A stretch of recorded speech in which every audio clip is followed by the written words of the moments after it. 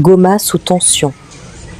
La ville de Goma, au nord Kivu, se réveille sous le choc après les violentes explosions survenues vers 4 heures du matin. Selon la rébellion M23, une personne de nationalité française travaillant pour UNICEF aurait été tuée lors de cette attaque attribuée à des frappes de drones. Des images diffusées sur place montrent une habitation lourdement endommagée, criblée d'impacts et partiellement incendiée. Pour l'instant, aucune confirmation officielle n'a été donnée par les autorités de Kinshasa ni par les Nations Unies. La situation reste confuse et les informations continuent de tomber.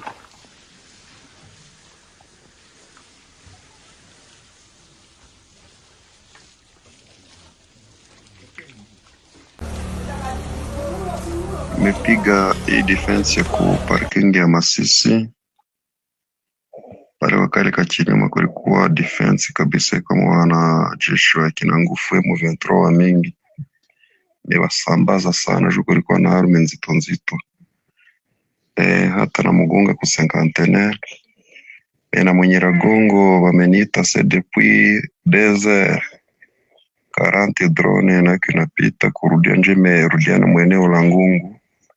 Watu wa Mungu wameniambia sasa apre kubombardi. Watu kumbuke sasa tunalala tumbo iko chini, si watu wako chini ya mvua. Bombe zinaanguka huko quartier yetu. Mwana mkapa ngamba hoteli Shango, nini na mkatu sinki mpasini hapa kutoka kwa Kabila. Sasa nitoka majirani kwa quartier mtuombee sana. Atuje kama tutalamuka haisa itumbi iko chini. Mtuombee, mkoona watoto wetu wa huku hawakie mbio. Mwelewe njoo luko huku sai juzi sai quartier shakuwa plena basoda ateka tapata tana sorti na entrer mu quartier tukasikia tu ambulance huku ziko na kitego sasa zinakia baba victime wenye wamepata ile shida sawa groupe hizo ni madrone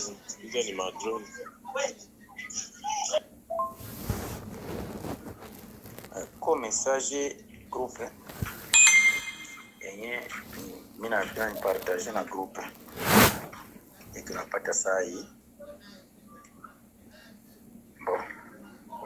ni kwa alerte population ya Sud Kivu yote kwenye bakahoko biko baache kwanza kuna kesha, tuache kukesha kwa tulienda, tukue makini kurudia mbele kwa nyumba, kwa mbele kurudia kwa nyumba parce que situation iko mbaya.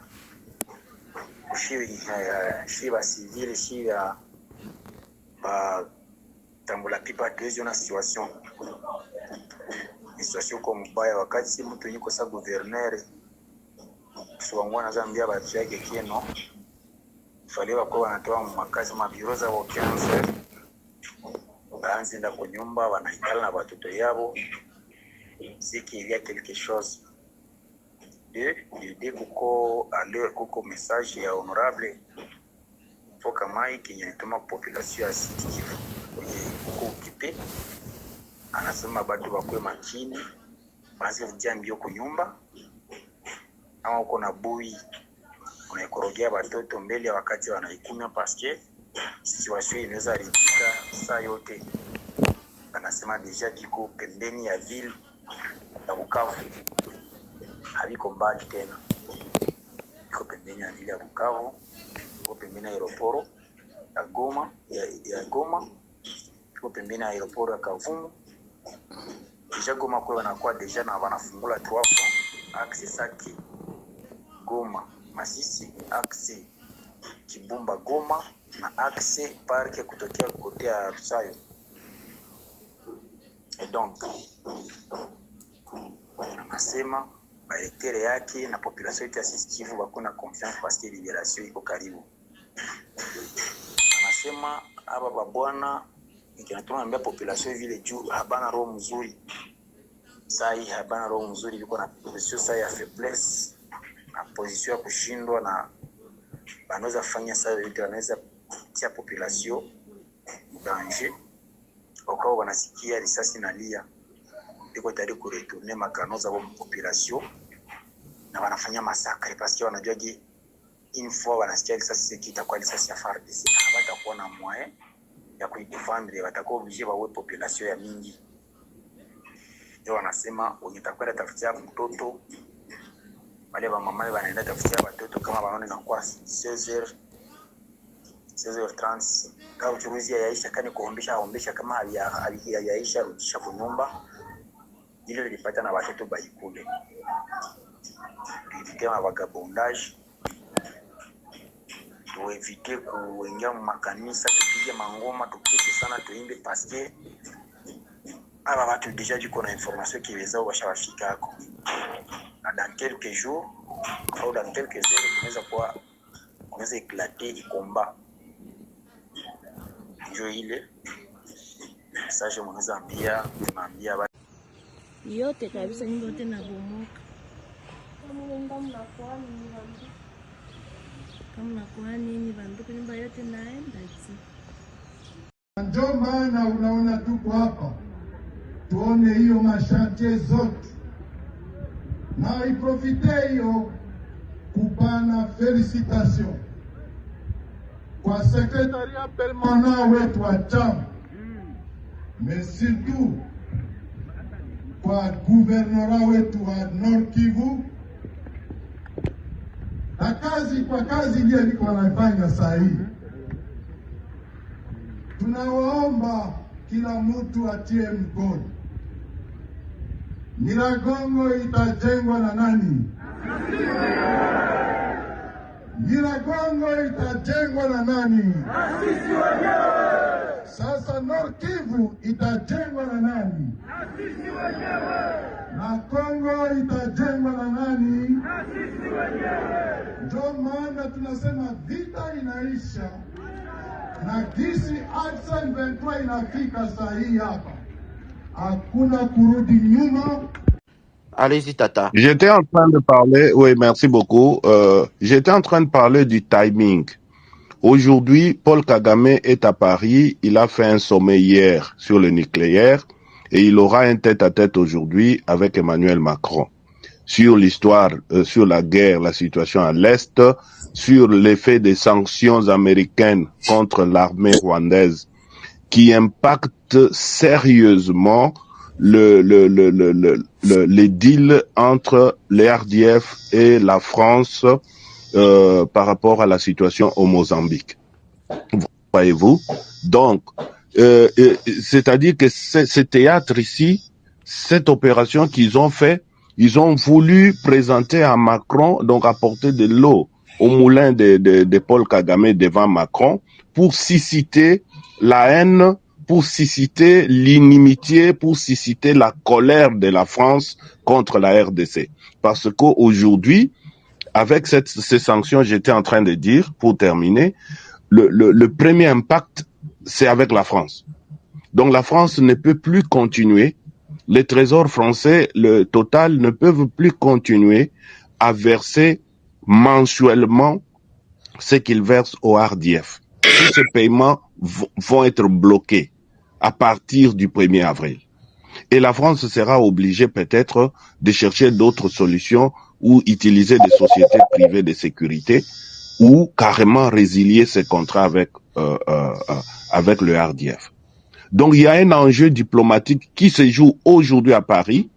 Voilà pourquoi le choix d'une victime française à Goma qu'on attribue à Kinshasa, c'est pour permettre à Kagame d'engranger un certain bénéfice dans ce qu'il va avoir comme affrontement aujourd'hui avec Macron. Et ça va aider aussi à mettre sur la table le dossier de Mushikiwabo, de la francophonie, pour essayer de contrer la candidature congolaise de Madame Lumumba. Bref, il faut faire très attention dans la manière de communiquer autour de cette histoire. Il faut plutôt dire et présenter qu'ils ont assassiné une citoyenne française pour retourner la France contre la RDC. Ouais. Il n'y a pas eu attaque de drone de la RDC, alors, des FRDC, non. Quand tu regardes les impacts, cela prouve réellement que il y a même aussi des balles à l'extérieur. Il y a les Wembiki publiés en anglais. Et tous, ils dormaient pas. Ils ont publié au même moment Willy Manzi, Bissi Moi, Laurence Kanyuka. Donc, eux tous ne dormaient pas, n'attendaient que ça. Ils ont publié au même moment. D'un coup monté, c'était planifié, Anaël. Posez-vous d'abord la question de savoir pourquoi il n'y a qu'une seule cible. Pourquoi les drones n'attaqueraient qu'une seule cible? Pourquoi les drones n'attaqueraient que cette résidence-là? Parce que cette résidence-là n'est habitée par aucun terroriste. Les terroristes sont à l'hôtel Serena, les terroristes sont dans des endroits bien ciblés, bien connus.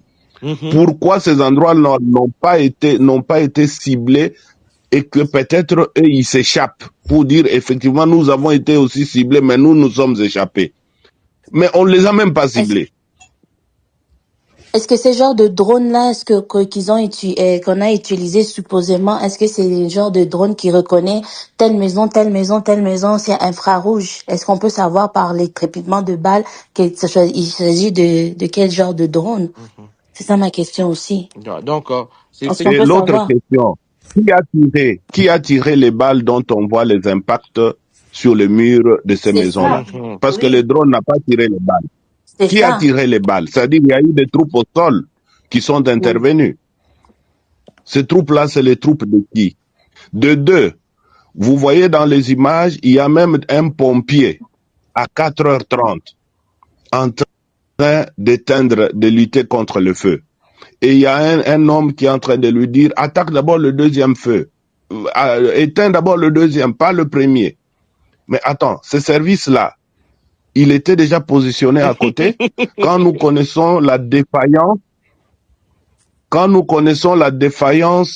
de notre système de protection civile, et surtout dans une ville où ceux qui protègent la ville se disent eux-mêmes être les cibles de l'attaque.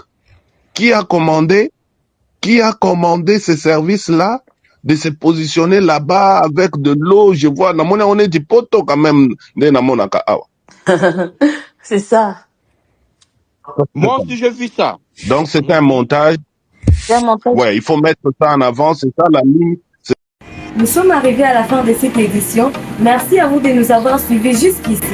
Si vous avez apprécié ces contenus, n'oubliez pas de vous abonner à notre chaîne, d'activer la cloche de notification pour ne rien manquer de nos prochaines vidéos.